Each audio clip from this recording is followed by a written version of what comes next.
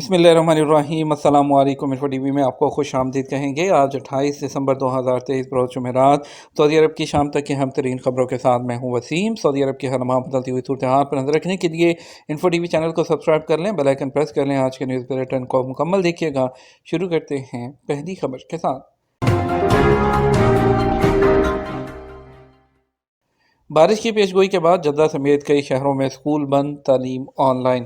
موسلا دھار بارش کے خدشے کے بعد جدہ سمیت کئی شہروں میں آج اسکول بند رکھنے کا فیصلہ کیا گیا۔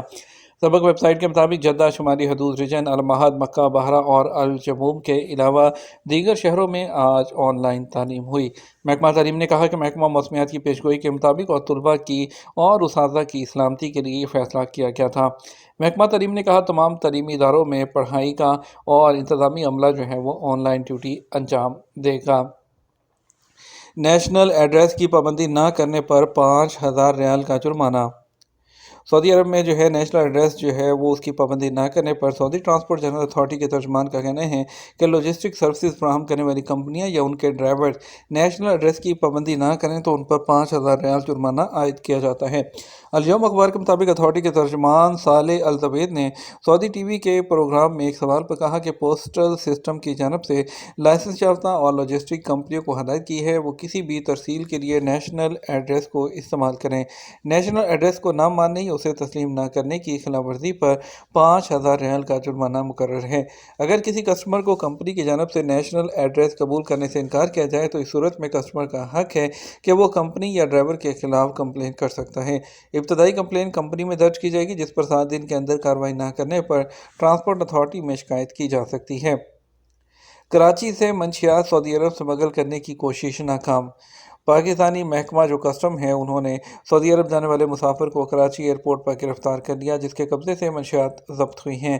سبق ویب سائٹ کے مطابق پاکستانی محکمہ کسٹم نے کہا کہ مذکورہ مسافر 1 کلو گرام نشہ آور گولیاں اسمگل کرنے کی کوشش کر رہا تھا۔ ذرائع نے بتایا کہ پاکستانی محکمہ کسٹم نے مذکورہ مسافر کو خفیہ معلومات کی بنا پر گرفتار کیا۔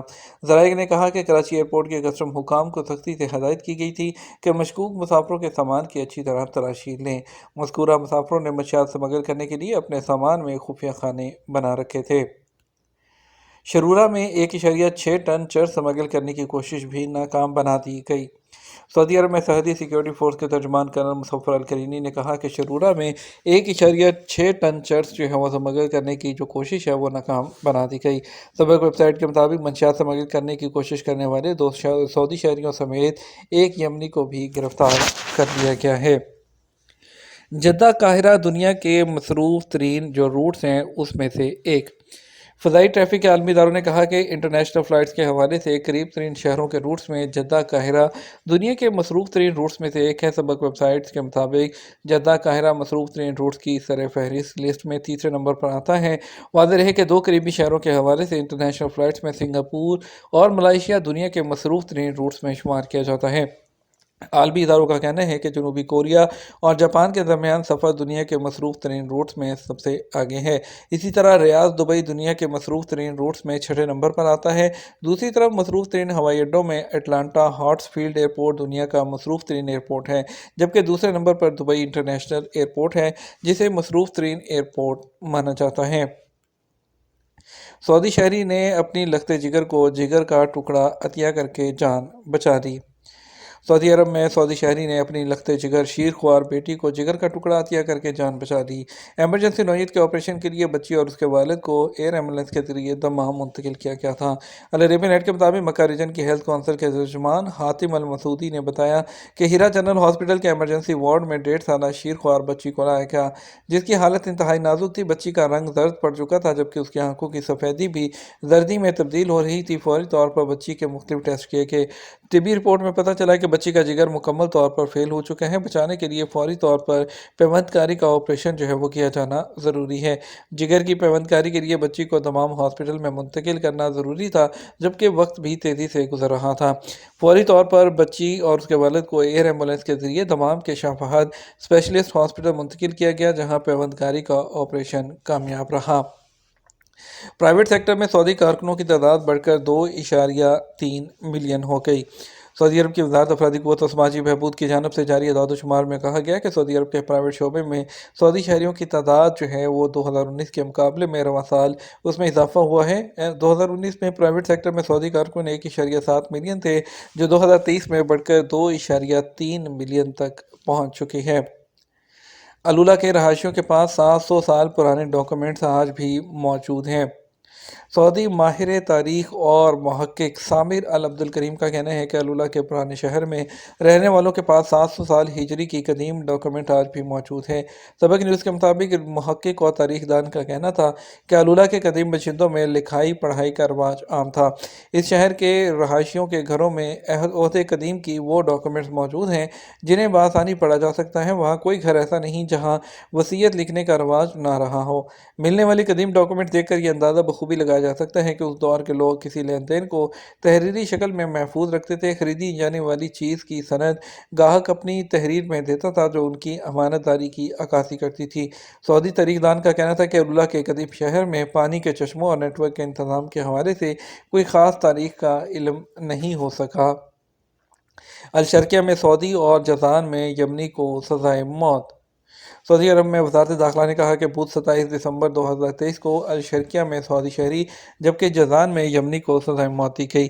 खबरसार इदारे एसपी के मुताबिक वज़ारत दाखिला ने बयान में कहा कि अलशर्किया रीजन में सऊदी शहरी मशाल बिन फरीसान बिन खलवी अल कासमी अल ज़फ़ीरी ने अपने हमवतन हद्दाद बिन दनियान बिन मनूख अल ज़फ़ीरी को छुरी के वार करके हलाक कर दिया था। दोनों के दरमियान पहले से झगड़ा चल रहा था। जज़ान रीजन में यमनी शहरी बंदर मोहम्मद जो है अली अल सलमी एक बच्ची को बहाने से घर से ले गया, उसके साथ बदसलूकी की। सिक्योरिटी एहलकारों ने मुल्ज़मान को गिरफ्तार करके अदालत में पेश किया। अदालत ने जुर्म का इकरार करने पर मौत की सज़ा का हुक्म सुनाया। अपील कोर्ट और सुप्रीम कोर्ट ने फैसले को बरकरार रखा, जिसके बाद जो है अदालती फैसले पर ऐवान शाही से भी जो है हुक्म जारी हो गया, जिस पर शर्किया और जज़ान में अमल दरामद जो है वो कर दिया गया। छेड़छाड़ की गलत रिपोर्ट करने पर कैद और जुर्माने की सज़ा होगी। सऊदी पब्लिक प्रोसिक्यूशन की जानिब से फिर कहा गया है कि छेड़छाड़ के बारे में गलत रिपोर्ट कराने पर 2 साल कैद और 1 लाख रियाल तक जुर्माने की सज़ा मुकर्रर है। जुर्माने की नौयत को देखते हुए दोनों सज़ाएं एक साथ भी दी जा सकती हैं।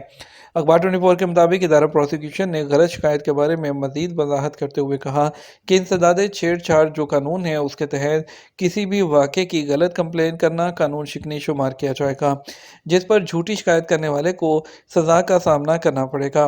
वाज़ेह है सऊदी अरब में अदालती मामलात में तब्दीलियाँ हुई हैं, जिनमें गलत मुकदमा या पुलिस रिपोर्ट करना शामिल है। अगर मदई के बारे में ये बात साबित हो जाती है कि उसने किसी भी मामले में गलत दरख्वास्त दी या पुलिस को गलत रिपोर्ट किया या अदालत में दायर किया जाने वाला मुकदमा झूठा था, तो उस पर फौरी तौर पर जो है कानूनी गिरफ्त लेते हुए कानूनी कार्रवाई की जाएगी। यह था हमारा अब तक का न्यूज़ बुलेटिन। आप मज़ीद और अहम खबरों के लिए रात 12 बजे के बाद का न्यूज़ बुलेटिन देखिएगा। इसके साथ हम आपसे इजाज़त चाहेंगे। वीडियो को लाइक और शेयर करना मत भूलिएगा। आपके कीमती वक्त का शुक्रिया। अपना ख्याल रखिएगा। अस्सलामु अलैकुम।